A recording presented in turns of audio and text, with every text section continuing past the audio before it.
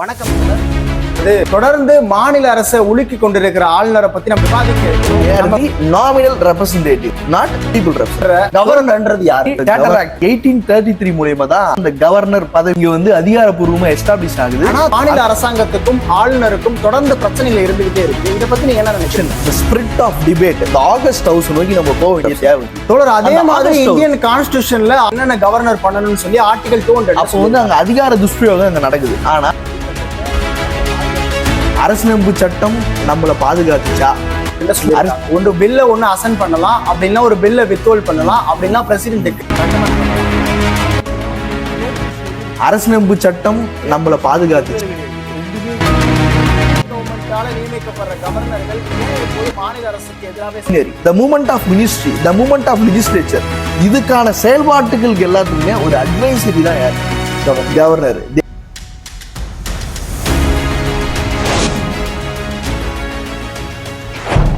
தோழர்கள் அனைவருக்கும் வணக்கம். இன்றைய சமூக களம் நிகழ்ச்சியில நம்ம விவாதிக்க இருப்பது, தொடர்ந்து மாநில அரசை உலுக்கி கொண்டிருக்கிற ஆளுநரை பத்தி நம்ம விவாதிக்க இருக்கிறோம். நம்ம கூட இணைஞ்சிருக்கிறது யாருன்னு சொல்லி பார்த்தோம்னா தோழர் தருண் மகாதேவன் அவர்கள் இணைஞ்சிருக்காரு. அவர்களை வரவேற்றலாம். வணக்கம் தோழர். தோழர் அவர்களை பத்தி சொல்லணும்னா வரலாற்று சார்ந்த விஷயங்களை படித்து கொண்டும் அது குறித்த ஆய்வுகளையும் தொடர்ந்து நடத்திக்கிட்டே இருக்காரு. இன்னைக்கு நம்ம கவர்னருடைய ரோல் எப்படி இருக்குன்னு சொல்லி இந்த விவாதத்துல நம்ம பேச இருக்கோம். தோழர், மாநில அரசு இங்க இருக்கிற மக்களினுடைய உரிமையும் இங்க மக்களுக்கு தேவையான எல்லாவற்றையும் பூர்த்தி செஞ்சுக்கிட்டு இருக்கப்ப இங்க யூனியன் கவர்மெண்டால நியமிக்கப்படுற கவர்னர்ன்றது யாரு? கவர்னர் அப்படின்ற பதவி இந்திய அரசியலமைப்பு சட்டத்திற்கு முன்னால நம்ம சரியா சொல்ல போனா charter act, east India company இங்க இருக்கும்பொழுது ஈஸ்ட் இந்தியா கம்பெனியை டேக் ஓவர் பண்றதுக்கான பிரிட்டன் கவர்மெண்ட் வந்து லண்டன்ல சட்டமேற்றி சார்ட்டர் ஆக்ட் 1833 மூலமா தான் அந்த கவர்னர் பதவி வந்து அதிகாரப்பூர்வமா எஸ்டாப்ளிஷ் ஆகுது. அந்த எஸ்டாப்ளிஷ்மெண்ட்டுக்கு அப்புறம் இந்தியா முழு சுதந்திரம் அடையணும்னு சொல்லிட்டு வட்டமேசை மாநாட்டுக்கு அப்புறம் 1935 கவர்மெண்ட் ஆஃப் இந்தியா ஆக்ட், அதுலதான் கவர்னருக்கான ரோல்ஸ் அண்ட் ஃபங்க்ஷன்ஸ் என்ன அப்படின்னு அந்த ஆக்ட பாத்தீங்கன்னா தெளிவா நம்மளால சொல்ல முடியும். அதுக்கப்புறம் அந்த ஆக்ட பேஸ் பண்ணி தான் அரசியலமைப்பு சட்டத்துல சேர்த்தாங்க அப்படின்னு சொல்றாங்க. பட் ஆனா அது கிடையாது. தோழர், அப்படி இருக்கப்ப ஸ்டேட் கவர்மெண்ட் ஒரு பக்கம் இயங்கிக்கிட்டு இருக்கு. ஆனா மாநில அரசாங்கத்துக்கும் ஆளுநருக்கும் தொடர்ந்து பிரச்சனைகள் இருந்துகிட்டே இருக்கு. இதை பத்தி நீங்க என்ன நினைக்கிறீங்க? ஆளுநரும் ஸ்டேட் மிஷினரியும் வெவ்வேறு கிடையாது. ரெண்டுமே இன்பைண்டட் தான், ரெண்டுமே இன்டகிரேட்டட் பார்ட் தான். ஆனா இங்க இருக்கக்கூடிய ஆட்சியாளர்கள் தனக்கு அகைன்ஸ்டான கவர்மெண்ட் இருந்தா தனக்கேற்ற ஆளை வந்து அங்க வந்து நியமனம் செஞ்சு அப்போ வந்து அங்க அதிகார துஷ்பிரயோகம் அங்க நடக்குது. ஆனா கவர்னருடைய உண்மையான ஃபங்க்ஷன்ஸ் என்ன, சட்டத்திட்டங்கள் என்ன, அம்பேத்கர் அதை அழகா அரசியலமைப்பு சட்டத்துல சொல்லியிருக்காரு. அப்போ they are head of the Indian constitution இந்த ஸ்டேட் லெவல். ஒரு மாநில அரசாங்கம் இருக்குதுன்னா அந்த மாநில அரசாங்கத்துடைய சட்டத்திட்டங்கள், movement of state machinery, the movement of ministry, the movement of legislature, இதுக்கான செயல்பாட்டுகளுக்கு எல்லாத்துக்குமே ஒரு அட்வைசரி தான் யாரு?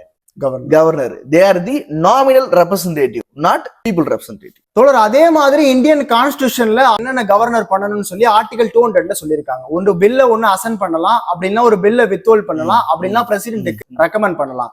இப்படி இருக்கப்ப தொடர்ந்து இங்க யூனியன் கவர்மெண்டால நியமிக்கப்படுற கவர்னர்கள் ஏன் எப்போது மாநில அரசுக்கு எதிராகவே செயல்பட்டுக்கிட்டு இருக்காங்க? இந்த கேள்விதான் நம்ம என்ன பண்ணோம்னா 75 வருஷத்துக்கு முன்னாடி constitution, the spirit of debate, the august house நோக்கி நம்ம போக வேண்டிய தேவை இருக்குது.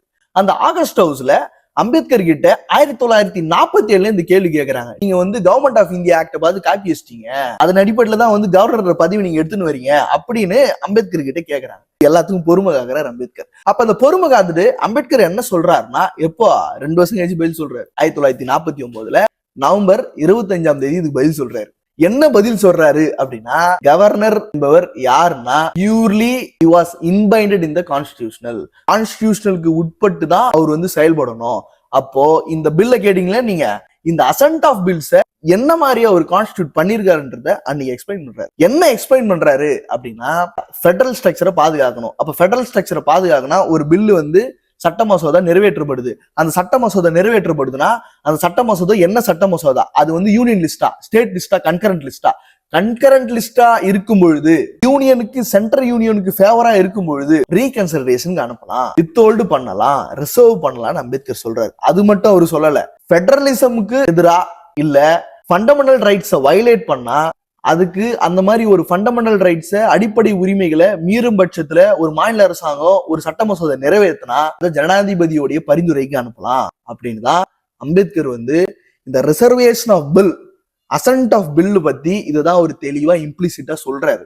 இவங்க எக்ஸ்பிளிசிட்டா ஆளுநர் எது ஒன்னா பண்ணலாம், என்ன ஒன்னா பண்ணலாம், அவருடைய ரோலே லிமிடெட் ரோல் தான், அன்லிமிடெட் ரோல்லாம் இங்க கிடையாது. தோழர், ரிபப்ளிக் இந்தியாவுக்கு அப்புறம் கவர்னரோட ரோல் இப்படிதான் சொல்லி இயங்கிக்கிட்டு இருக்கப்ப இங்க இருக்கின்ற கவர்னர் எல்லாம் சரியா தன்னோட வேலையை பார்த்துக்கிட்டு இருக்காங்களா? ரிபப்ளிக் ஆஃப் இந்தியாவுடைய ரோல் ஆஃப் கவர்னன்ஸ் என்பது என்ன அப்படின்னா, தே ஆர் தி கவர்னிங் அத்தாரிட்டி. அவங்க வந்து தே ஷுட் பி கவர்ன். அவங்க கவனிக்கணும். என்ன இங்க ஸ்டேட் மிஷன் எடுத்து கவனிக்கிறது தான் அவங்கள போட்டிருக்காங்க. அவங்களை புடிச்சின்னு வந்து அத்தாரிட்டியில இன்டரப்ட் பண்ணிக்கின்னு கிரண் பேடி பண்ணாங்கல்ல, ஆர்.என். ரவி இங்க பண்றாரு இல்லையா, அந்த மாதிரிலாம் பண்ணக்கூடாது. They should summon the assembly. இங்க இருக்கக்கூடிய பதவி பிரமாணங்களை செஞ்சு வைக்கணும். இங்க இருக்கக்கூடிய ஜுடிஷியரி ஆக்டிவிசம் பார்க்கணும். ஒட்டு மொத்தத்துல கான்ஸ்டிடியூஷனல் சுப்ரமசிய அவரு பாதுகாக்கணும். அதுதான் அவருடைய வேலையே. அதை விட்டுட்டு மற்ற வேலைகள் எல்லாமே இங்க இருக்கிற கவர்னர் செய்வாங்க. தோழர், மக்களால தேர்ந்தெடுக்கப்பட்ட மக்கள் பிரதிநிதின்னு சொல்லி இங்க ஒரு ஸ்டேட் லெஜிஸ்லேட்டிவ் ஒண்ணு இருக்கு. அப்படி இருக்கிறப்ப ஒரு ஸ்டேட் கவர்மெண்ட்டுக்கு கவர்னர்ன்ற ஒரு விஷயம் தேவையா தேவையில்லையா? இந்திய நாட்டை வழிமுறைப்படுத்த வேத கட்டுரைக்கு எதிராக ஒரு ஜனநாயக கட்டுரை வந்து நம்மளுக்கு கட்டுரை கூட கிடையாது. அது வந்து ஒரு மிகப்பெரிய ஒரு spirit of the Indian nation. அப்போ அந்த ஸ்பிரிட்டை கான்ஸ்டியூட் பண்றது தான் இங்க ஸ்டேட் ரெப்ரஸன்டேட்டிவ் இருக்கிறாங்க. ஆனா அந்த ஸ்பிரிட் கரெக்டா இருக்குதா இல்லையா, கரெக்டா போகுதா இல்லையா, நம்மளுடைய ஜேர்னி ஆஃப் தி கான்ஸ்டிடியூஷன் வந்து கரெக்டா இருக்கா இல்லையா, அதை கண்காணிக்கிறதுக்கு சிசிடிவி கேமரா இல்லை, அதை கண்காணிக்கிறதுக்கு ஒரு நியமன நாமினி தேவைப்படுது. இங்க அது இல்லைன்னு நம்ம முற்றிலுமா தகர்க்க முடியாது.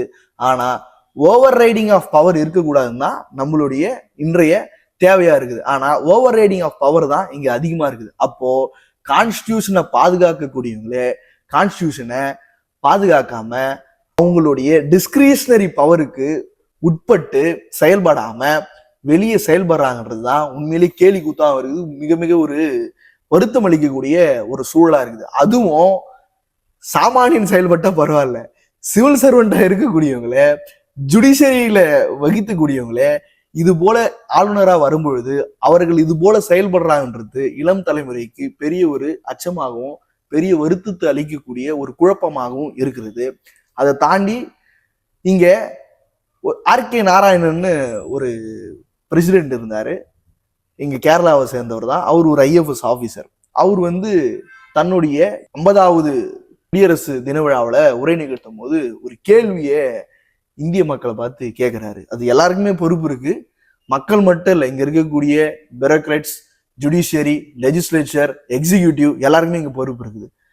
அரசியலமைப்பு சட்டம் நம்மளை பாதுகாத்துச்சா, அரசியலமைப்பு சட்டத்தை நம்ம பாதுகாக்க விட்டோமா கேள்வி கேட்கிறாரு. அரசியலமைப்பு சட்டத்தை தான் நம்ம பாதுகாக்காம இன்னைக்கு வந்து விட்டுட்டு இருக்கிறோம். அப்ப அரசியலமைப்பு சட்டத்தை நம்ம பாதுகாக்கணும்னா இத கிராஸ் ரூட் லெவல்ல இருந்து ஒரு விழிப்புணர்வு ஏற்படுத்தி தான் இதை ஜனநாயகத்தை வந்து நம்ம கடைபிடிச்சு இதை மாற்ற முடியும். அதுதான் நம்மளால செய்யக்கூடிய ஒரே ஒரு தீர்வா இருக்கும். அதனால ஆளுநர் பதவி வேணாம் அப்படின்னு சொல்றது ஏற்புடையதா இல்லை. சமூக களம் நிகழ்ச்சியில ஆளுநரை பத்தி நிறைய விஷயங்களை தோழர் நம்மள்கிட்ட பகிர்ந்திருக்காங்க. இன்னும் சொல்ல போனா ஆளுநரை பத்தி, ஆளுநரோட பங்களிப்பு என்ன, ஆளுநர் எப்படி இருந்தாங்க ஆரம்பத்துல, போஸ்ட் இண்டிபெண்டன்ஸ்க்கு அப்புறம் எப்படி ஆளுநரோட பங்களிப்பு இருந்துச்சுன்னு சொல்லி நிறைய விஷயத்த தோழர் நம்மள்கிட்ட பேசியிருக்காங்க. உங்களோட டைம் எங்க கூட ஸ்பெண்ட் பண்ணதுக்கு ரொம்ப நன்றி தோழர்.